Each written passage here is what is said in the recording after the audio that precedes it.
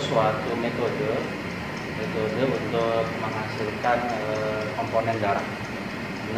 Sebenarnya untuk menghasilkan komponen darah itu metode macam-macam. Salah satunya adalah dengan metode aferesis. Di mana metode aferesis itu adalah fungsinya untuk menghasilkan komponen darah seperti MFP, trombosit, leukosit, eritrosit, di mana hanya komponen darah itu yang kita ambil, sedangkan komponen-komponen lain yang tidak dibutuhkan atau yang tidak diambil akan kembali lagi ke dalam tubuh pasien, sehingga memang untuk mendapatkan komponen darah dengan metode aferesis ini lebih aman ya. Pertama lebih aman ya, yang kedua jelas komponen yang dihasilkan bisa lebih banyak daripada daripada cara manual yang bisa kita lakukan juga. Kalau cara manual biasanya kita ambil darah whole blood, kemudian kita sentrifuge, ya, kemudian dengan kecepatan tertentu dan sesuai dengan komponen yang kita ambil.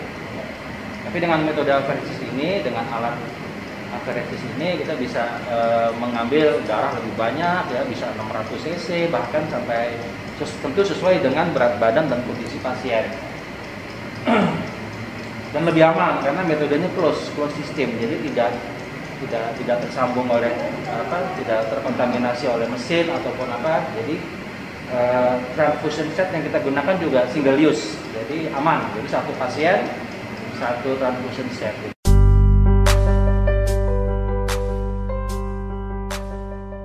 Sudah lebih dari 1 tahun, coronavirus disease atau familiar kita sebut COVID-19 masih menjadi pelaku utama terjadinya pandemi. Tidak hanya di Indonesia, virus yang berasal dari kota Wuhan, China ini sudah menyebar ke hampir seluruh penjuru dunia. Di Indonesia, mayoritas wilayah mengalami pandemi COVID-19. Berbagai macam cara telah dilakukan oleh pemerintah, baik dari mempersiapkan rumah-rumah sakit untuk mengisolasi pasien yang terkonfirmasi positif terinfeksi virus corona, pembentukan satuan tugas penanggulangan COVID-19, dan juga kampanye-kampanye pencegahan penularan COVID-19 kepada warga. Di Kabupaten Klaten, menelik dari keterangan Dinas Kesehatan Klaten, tercatat pertanggal 17 Mei 2021 untuk warga yang kontak erat dengan pasien COVID-19 sebanyak 331 orang, warga yang suspek sebanyak 61 orang, dan yang positif terinfeksi virus corona sebanyak 360 orang. Sebuah angka yang sangat tinggi bagi sebuah wilayah kabupaten mengalami pandemi. Apabila tidak ditangani dengan baik oleh pemerintah dan satuan-satuan tugas yang berwenang, maka pasti akan terjadi bencana. Segala daya upaya telah dilakukan oleh pemerintah. Tidak jenuh-jenuh pemerintah menghimbau warga untuk disiplin melakukan 5M agar penularan virus bisa diminimalisir. Dan yang terakhir, di hari Lebaran kemarin, pemerintah menghimbau warga untuk tidak melakukan mudik Lebaran untuk memutus rantai penularan virus corona. Sampai saat ini, obat untuk mengobati sakit yang diakibatkan oleh virus corona belum ditemukan. Salah satu ikhtiar agar pasien COVID-19 bisa sembuh adalah dengan cara pemberian plasma konvalesen.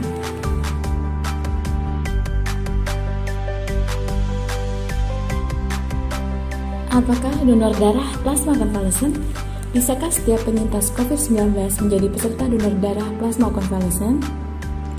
Plasma konvalesen adalah plasma darah yang diambil dari pasien COVID-19 yang telah sembuh atau penyintas, dan kemudian diproses agar dapat diberikan kepada pasien yang sedang dalam masa pemulihan setelah terinfeksi. Jadi, donor darah plasma konvalesen adalah donor darah dari penyintas COVID-19 untuk membantu pasien lain yang belum sembuh dari corona. Terapi plasma konvalesen berpijak pada pemahaman bahwa seorang penyintas infeksi setelah sembuh akan membentuk antibodi dalam tubuhnya. Terapi plasma konvalesen dalam hal COVID-19, acuannya adalah penyintas penyakit itu diharapkan sudah membentuk antibodi. Plasma penyintas COVID-19 itu kemudian diberikan kepada orang lain yang sedang menderita infeksi virus corona. Harapannya, antibodi yang diberikan melalui plasma ini tadi membantu untuk melawan infeksi yang sedang berjalan. Secara sederhana, terapi plasma konvalesen bisa dipahami sebagai transfer antibodi antara penyintas suatu infeksi kepada orang yang sedang menderita infeksi. Jadi sebenarnya alat aferesis ini banyak bisa digunakan dalam banyak hal ya. Tapi memang untuk saat ini karena ini sedang pandemi corona, jadi aferesis yang ada di Rumah Sakit Suraji saat ini difungsikan terutama untuk menghasilkan plasma konvalen, di mana plasma konvalen itu adalah plasma dari pasien-pasien yang sudah terkena COVID-19. di mana diharapkan di komponen plasma tersebut terdapat antibodi SARS-CoV-19 yang bisa kita gunakan untuk terapi tambahan ya, bukan terapi utama tapi terapi tambahan pasien-pasien COVID-19, sehingga diharapkan bisa mempercepat kesembuhan dan juga bisa menghambat ke dalam fase yang kritis.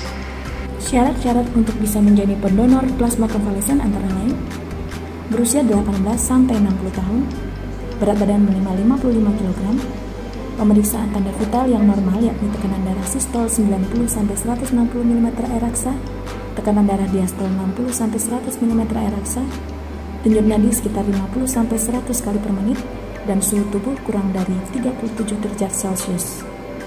Terdiagnosis COVID-19 sebelumnya dengan real-time PCR. Sudah dinyatakan sembuh oleh rumah sakit. Memiliki kadar hemoglobin lebih dari 13 gram per desiliter untuk pria dan lebih dari 1 atau sama dengan 12,5 gram per desiliter untuk wanita. Tidak leukopenia, limfopenia, trombositopenia, neutrophil limfosit ratio atau NLR kurang dari atau sama dengan 3,13. Konsentrasi protein darah total lebih dari 6 gram per desiliter atau albumin darah normal lebih dari 3,5 gram per desiliter. Hasil uji saring IMTL terhadap sifilis, hepatitis B dan C, serta HIV dengan CLIA atau ELISA non-reaktif. Hasil uji saring terhadap hepatitis B dan C, serta HIV dengan NAT non-reaktif. Hasil screening terhadap antibodi IgM SARS-CoV-2 negatif. Hasil pemeriksaan golongan darah ABO dan resus dapat ditentukan. Tidak memiliki riwayat transfusi sebelumnya, minimal 6 bulan setelah transfusi. Bersedia untuk menjalani prosedur plasmaferesis, mengisi inform consent. Untuk donor darah wanita dipersyaratkan belum pernah hamil dan tidak memiliki antibodi anti-HLA atau anti-HNA, namun tidak terlalu direkomendasikan. Ya, pertama memang ada beberapa persyaratan ya. Yang pertama ada persyaratan umum jelas, berat badan harus lebih dari 55 kg ya. Kondisi dalam keadaan sehat, tidak mengkonsumsi obat-obatan ya dalam minimal 3 hari terakhir. Terus untuk plasma konvalesen ini memang ada syarat tambahan, yaitu pertama pasien harus sudah menderita COVID-19, dibuktikan dengan adanya PCR ya. PCR harus itu dibuktikan dengan adanya PCR positif ya.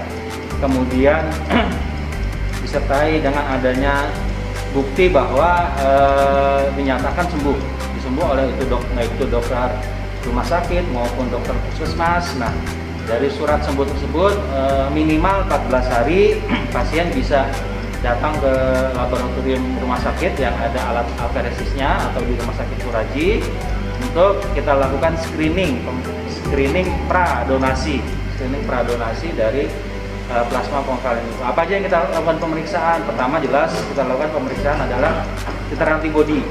Apakah titer antibodi yang dimiliki pasien itu cukup untuk membantu pasien-pasien COVID. Yang kedua adalah penyakit yang LTD ya, seperti HIV, HBsAg, HCV, dan penyakit sifilis.